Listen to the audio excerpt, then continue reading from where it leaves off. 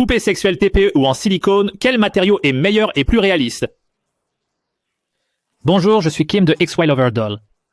Aujourd'hui, nous parlons de comment choisir le matériau lors de l'achat d'une poupée sexuelle. Bien que ces deux matériaux se ressemblent, ils diffèrent considérablement en termes de matériaux, de production, de toucher et de durabilité.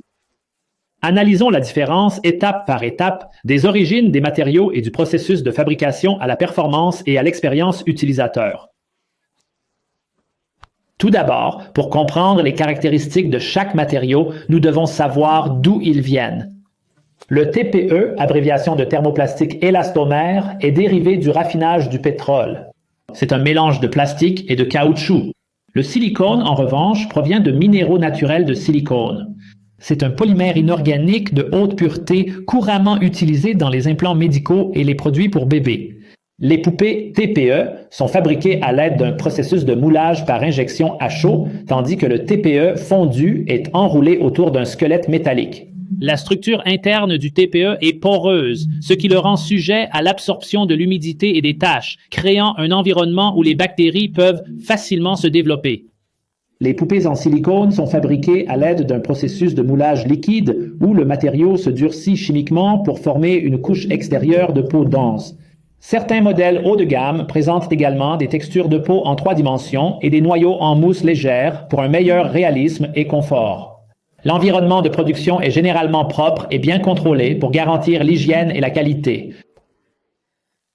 Comparons la douceur et l'élasticité. Le TPE est très doux. Les doigts s'enfoncent plus profondément, donnant l'impression d'un gel. Le silicone est plus ferme, avec une vitesse de rebond presque identique à celle d'un muscle réel. Donc en termes d'élasticité, le TPE est très doux. Le silicone est ultra réaliste. La structure du TPE est lâche, donc elle libère facilement des substances huileuses. Vous devrez le nettoyer régulièrement et le saupoudrer de poudre. Le silicone est serré et n'a pas de petits trous, restant sec peu importe combien de temps vous l'utilisez. Après une utilisation prolongée, le TPE tend à vieillir, se déformer ou se fissurer facilement. Le silicone, en revanche, reste en parfait état sans s'affaisser, même après des années d'utilisation. Le TPE semble très doux et extensible, mais faites attention. Un nettoyage rugueux ou une force excessive peut facilement faire disparaître le maquillage de surface.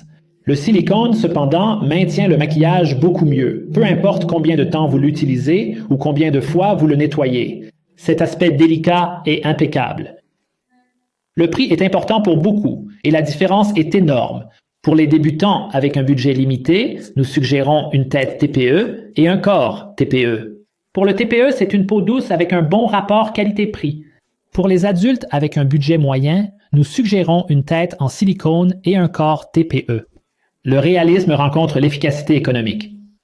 Pour les collectionneurs avec des budgets élevés, nous suggérons une tête en silicone et un corps en silicone. Optons pour du silicone intégral.